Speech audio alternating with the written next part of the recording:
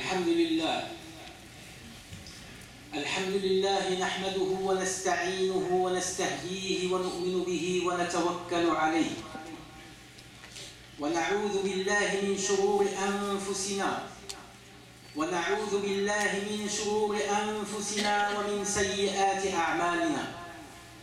من يهده الله فلا مضل له ومن يضلل فلا هادي له.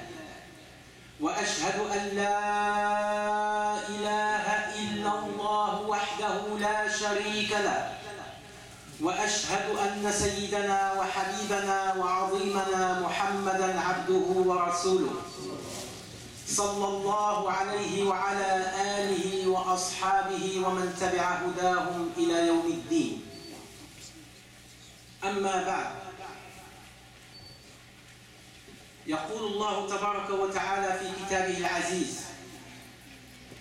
بعد أعوذ بالله من الشيطان الرجيم: يا أيها الناس اتقوا ربكم الذي خلقكم من نفس واحدة وخلق منها زوجها وبث منهما رجالا كثيرا ونساء واتقوا الله الذي تساءلون به والأرحام إن الله كان عليكم رقيبا.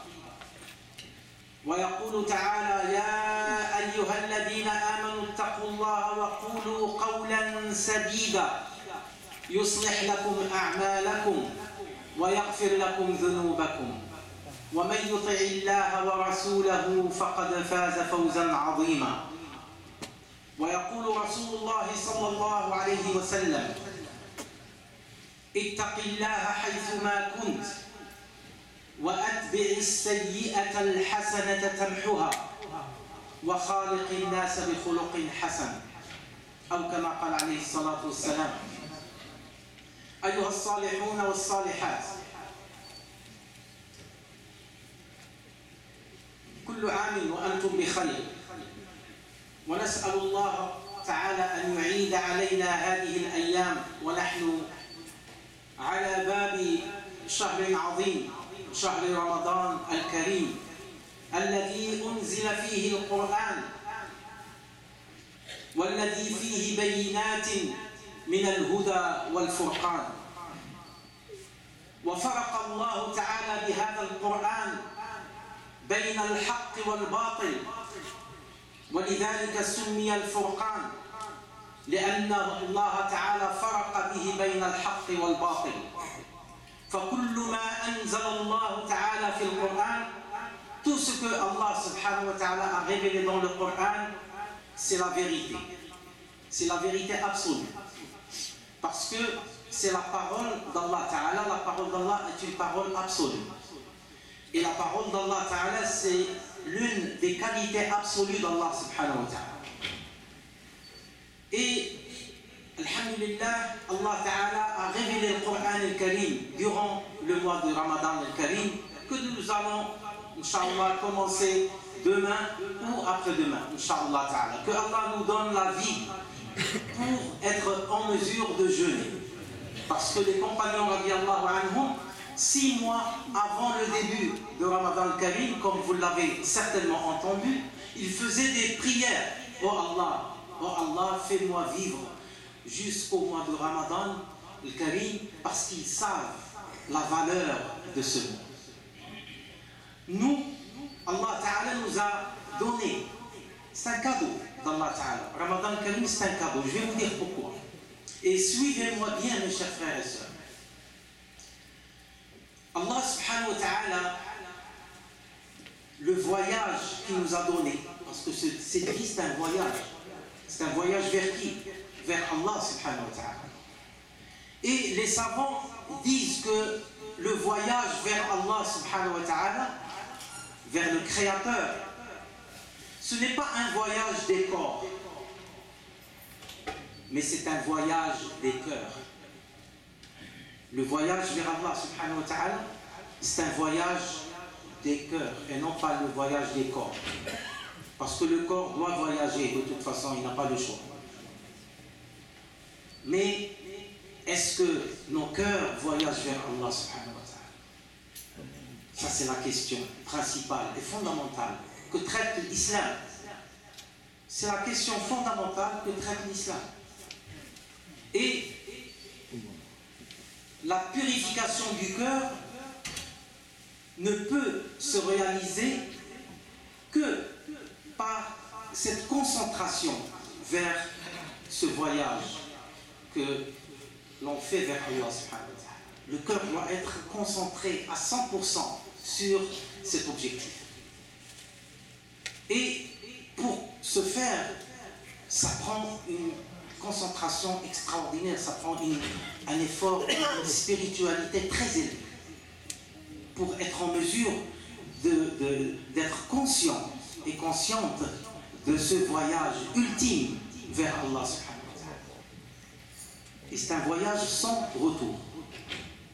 C'est un voyage sans retour, mon cher frère. Le seul voyage qui est sans retour, c'est le voyage vers Allah subhanahu wa ta'ala. Tous les autres voyages, ils ont un retour. Mais pour que le cœur soit concentré, il faut que ce cœur soit dégagé de toutes les tendances qui l'empêchent de s'orienter vers Allah subhanahu wa ta'ala. Absolument. Parce que le cœur, c'est la place où s'installent toutes les tendances, qu'elles soient positives ou négatives. C'est là où s'installe le désir ou les plaisirs de la vie. C'est là où s'installe l'amour que nous avons pour Allah subhanahu wa ta'ala et pour son prophète sallallahu alayhi wa sallam. Et c'est là où s'installe aussi la patience. Et c'est là où s'installe la haine. C'est là où s'installe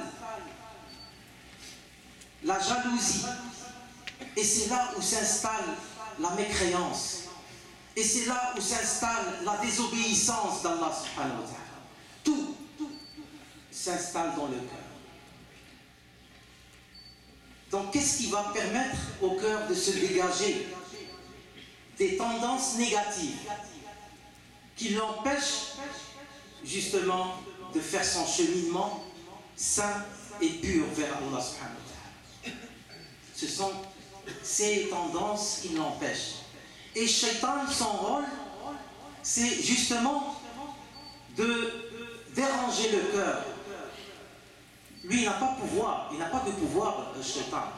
Allah Ta'ala, il a dit dans le Coran al-Karim, Inna kayda shaitani kana da'ifa. Allah Ta'ala, il a défini les trucs de Shaitan, les manigances de Shaitan, et toutes les choses qu'il met dans le cœur et dans l'esprit de l'être humain, Allah Ta'ala les a qualifiés de faibles. C'est faible, pas très fort. Mais en fait, ce qui renforce cette nuisance qui vient de Shaitan, c'est nous-mêmes, c'est à l'intérieur de nous-mêmes. C'est nous qui renforçons, c'est nous qui ouvrons la porte à Shaitan pour justement jouer sur les tendances négatives dans nos cœurs.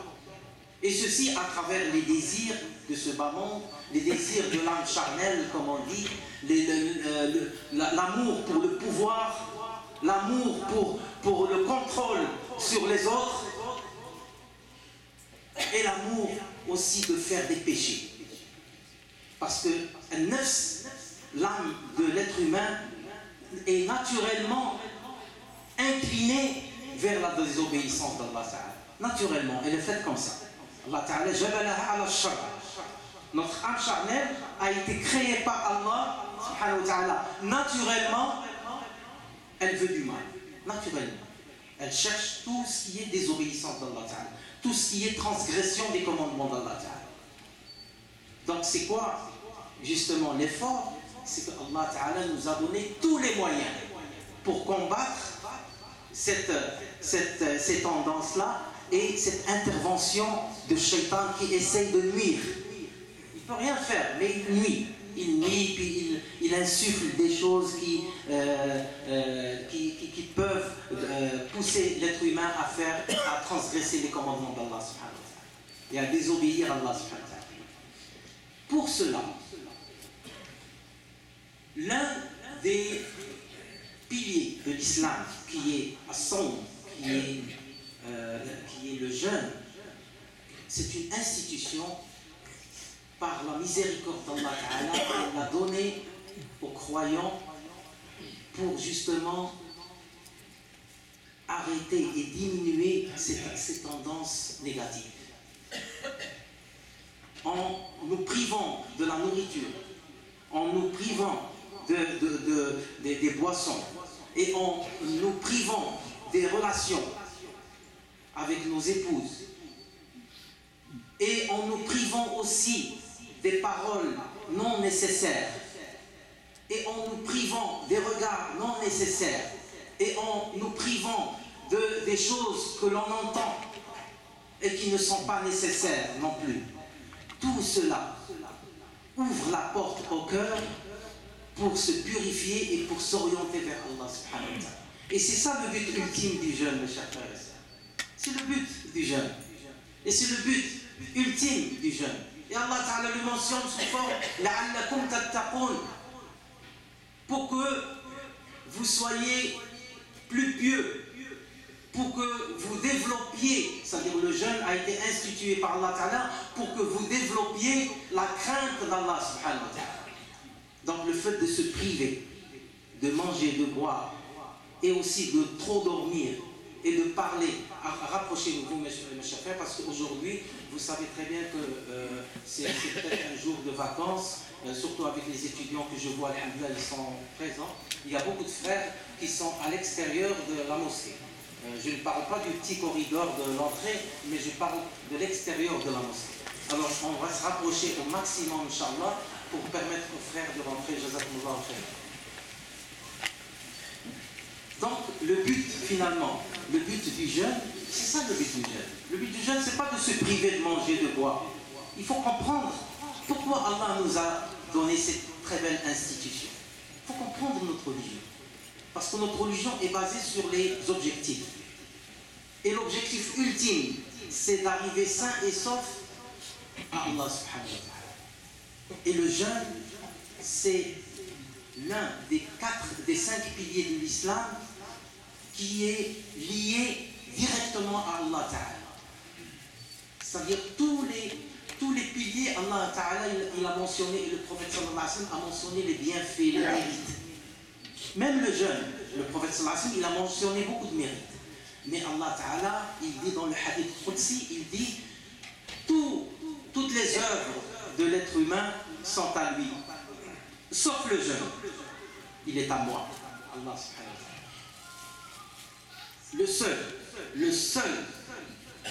La seule œuvre qui appartient exclusivement à Allah Ta'ala, c'est le jeûne. Pourquoi?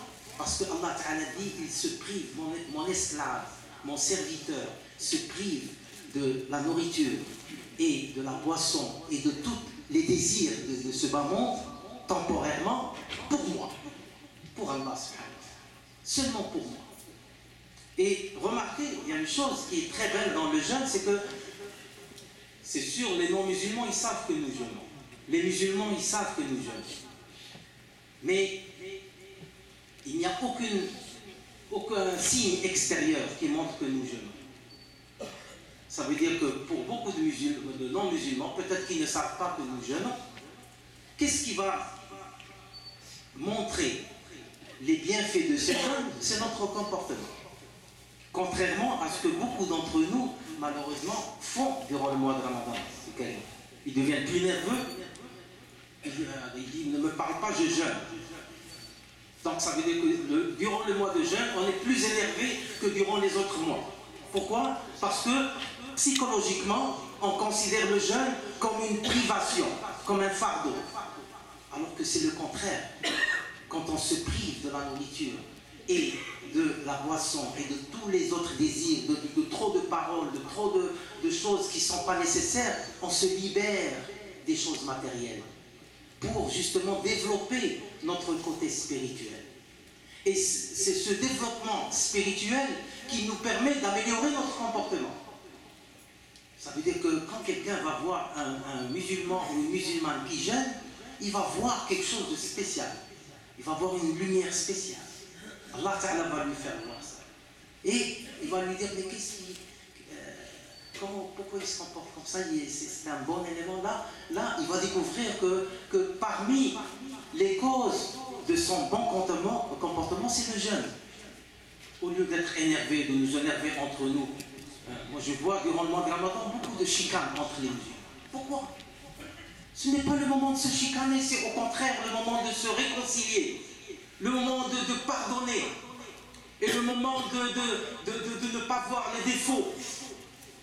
Sayyidina Omar radiallahu anhu, il a dit que si je vois 99 défauts chez un musulman et je n'en vois qu'une qualité, je ne vois qu'une qualité, je vais me concentrer sur la qualité. Et cette qualité va couvrir tous les autres défauts. Pourquoi, mes chers frères et sœurs? Pourquoi Sayyidina Omar radiallahu anhu, pourquoi il pensait comme ça? C'est parce que c'est son cœur. C'est le cœur. Parce que quand notre cœur change envers mon frère ou ma sœur, ce qui arrive, c'est que c'est moi qui prends les conséquences immédiates. C'est moi-même qui en souffre en premier, avant d'en faire souffrir les autres. Et c'est comme un effet domino. Ça se répercute sur la société. Et ça se répercute sur les non-musulmans. Et ça affaiblit la puissance spirituelle de la communauté. C'est pour cela que Allah Ta'ala nous a donné Ramadan al-Karim. Pour nous priver de ces choses matérielles temporairement, pour découvrir la beauté de la spiritualité, la beauté de l'âme, la pureté du cœur. Et une autre chose, mes chers frères et sœurs, c'est que durant le Ramadan al-Karim, on remarque qu'au lieu que la consommation diminue, ce qui est normalement l'effet de Ramadan al-Karim, l'effet normal, l'effet régulier du Ramadan al-Karim, au contraire, la consommation augmente durant le mois de Ramadan. On dirait qu'on se venge sur le jeûne le soir. On se venge. Mais l'idée, c'est que Allah subhanahu wa ta'ala nous a donné ce mois de Ramadan pour la pondération, pour la modération. On pondère notre consommation. On dépense moins. Moi, je ne veux pas dire par là qu'on va pas manger, ou on va... Non, mais on diminue. C'est-à-dire qu'on retourne vers l'équilibre, vers la modération. Parce que la meilleure sagesse, elle est dans la modération. Et le prophète sallallahu alayhi wa sallam, même durant les autres mois, sa consommation des choses alimentaires était très modeste. Pourquoi? Parce que le prophète sallallahu alayhi wa sallam avait une connexion extraordinaire avec Allah subhanahu wa ta'ala. Donc, n'oublions pas, mes chers frères et sœurs, que le shaitan, c'est ça sa porte.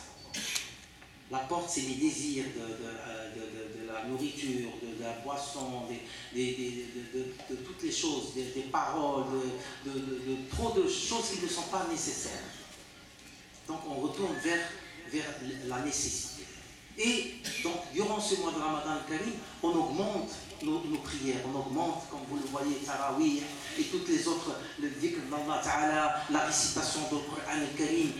Tout ça, ce sont des œuvres qui permettent une plus grande purification du cœur.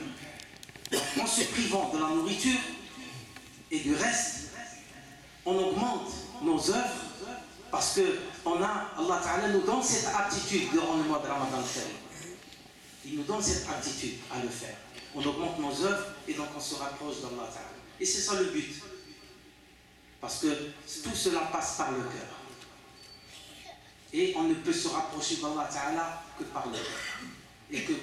Et que ce cœur ne peut se rapprocher d'Allah Ta'ala que par sa purification.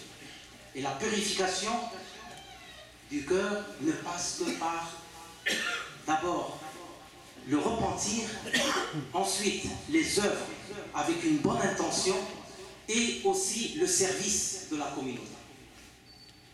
Parce que Ramadan al-Karim, c'est un mois où le social doit primer sur l'individuel. Le communautaire doit avoir une primauté sur le familial. Pourquoi? Parce que c'est le mois où on doit aller chercher les étudiants, Il y a beaucoup d'étudiants, il y a des milliers d'étudiants qui sont ici, très éloignés de leurs parents. Hein. On leur prépare la nourriture, on les invite. Il faut y penser. Moi, je vous dis, à l'Université de Montréal, il y a à peu près 3000 étudiants et étudiantes musulmans et musulmanes. 3000. Alors imaginez si la communauté pense, moi je ne parle pas seulement de l'Université de Montréal, mais c'est juste parce que je la connais bien, l'Université de Montréal, mais c'est toutes les autres universités, c'est la même chose. Imaginez que nous, chaque famille, pense à ses étudiants. Dit aujourd'hui, je vais aller amener de la nourriture pour 4 ou 5 étudiants ou étudiantes. Et nous avons nos enfants qui connaissent les étudiants. Alors on va les chercher, on va les aider et on va les rapprocher d'Allah subhanahu wa ta'ala. C'est le mois du social, c'est le mois du communautaire, c'est le mois de zakat, de l'aumône, on donne l'aumône aux pauvres. C'est le mois où on pardonne non seulement les musulmans, mais on pardonne toute l'humanité. Si j'ai un voisin qui est non musulman avec qui j'ai un petit conflit, j'essaye de le résoudre. Parce que mon cheminement vers Allah Ta'ala dépend de combien mon cœur est pur.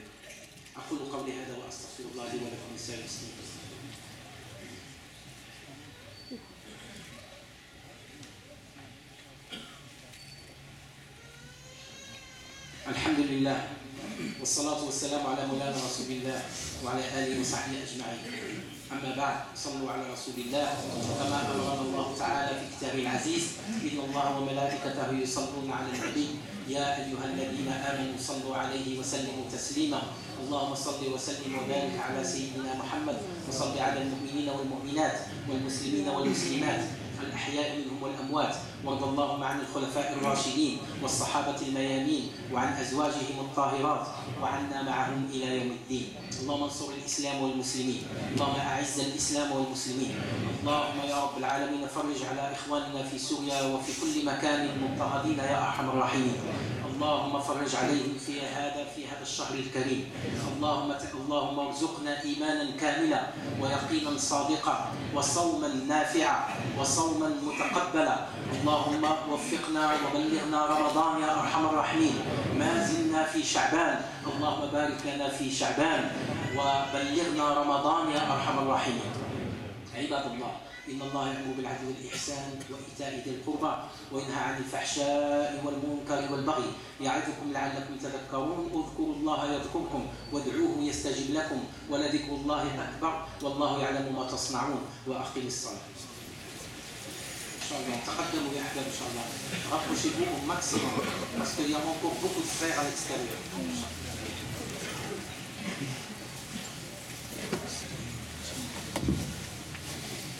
الله أكبر الله أكبر أشهد أن لا إله إلا الله أشهد أن محمدا رسول الله حي على الصلاة